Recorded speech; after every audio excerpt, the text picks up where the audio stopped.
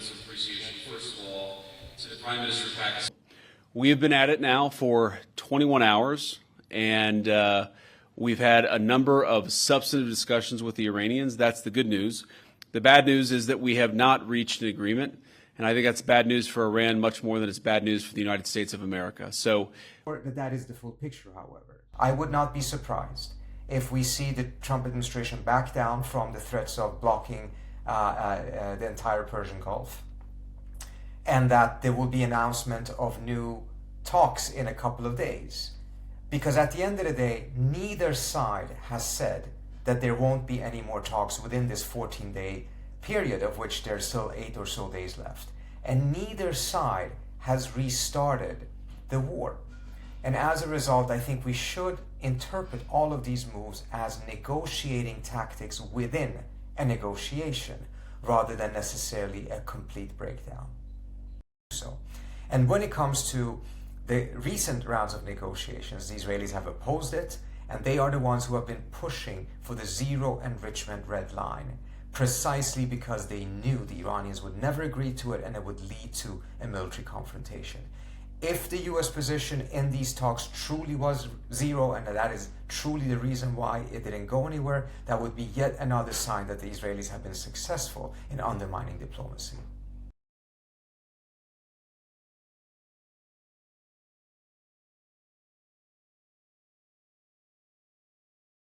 Would be a major mistake. I don't think Trump has any escalatory paths out of this war.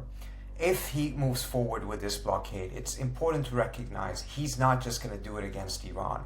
If he goes after some of the ships that are holding Iranian oil, those have already been purchased by China, by India, by other countries in Asia who will suffer from this, but it's also their oil. He's not taking Iran's oil. He's taking the oil that these countries have bought from Iran.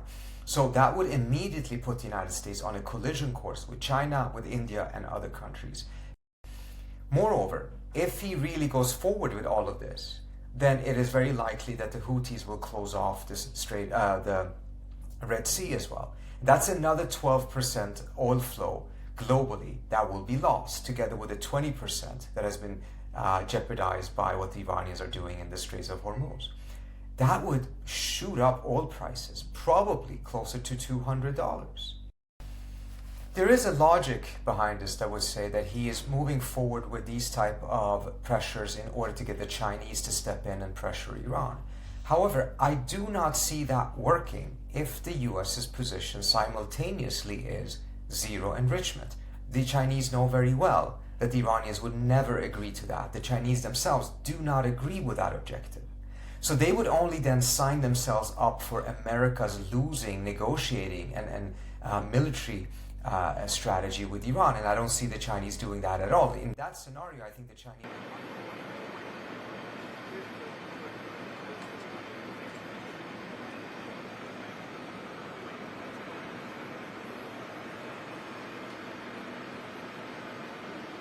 The failure of the first phase is not in and of itself necessarily a sign that talks, if they were to continue, would fail.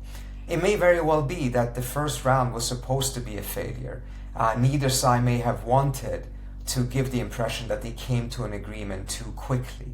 They could be opening themselves up for criticism at home that they may have given in too much or too easily.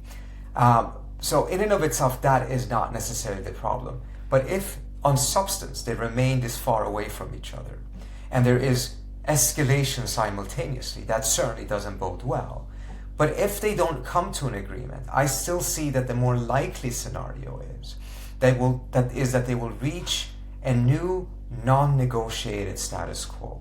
One in which the Iranians do not get sanctions relief, but they do retain control of the Strait of Hormuz because the US can't do much about that. And at the same time, the United States does not go back into full-scale war with Iran. And the question then becomes, will the Israelis conduct that war by themselves against Iran, or will they also back off?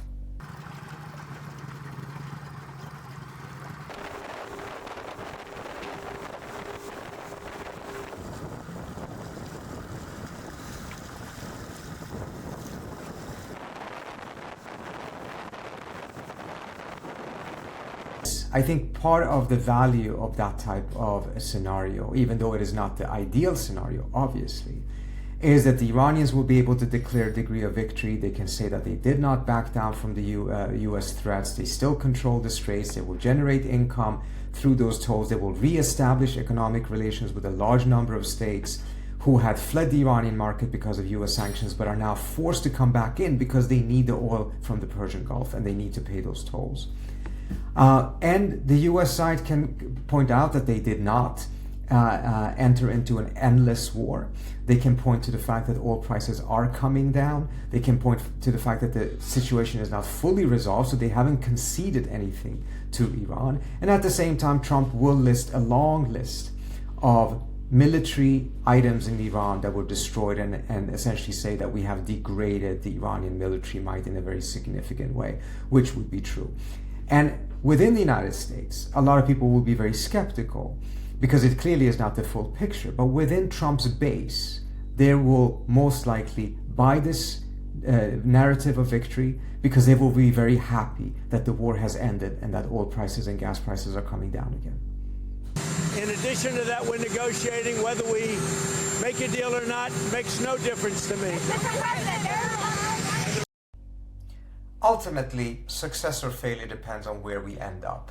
But, halfway through it, it is noteworthy that this was the highest level negotiations between the United States and Iran ever, with the Vice President of the United States representing the American side in direct face-to-face negotiations with the most senior delegation from the Iranian side, which now included and was led by Ghalibaf, the Speaker of the Iranian Parliament, although technically in de facto his position inside the Iranian system is much, much beyond what just the Speaker of the Parliament would be, given a lot of the changes that have happened here.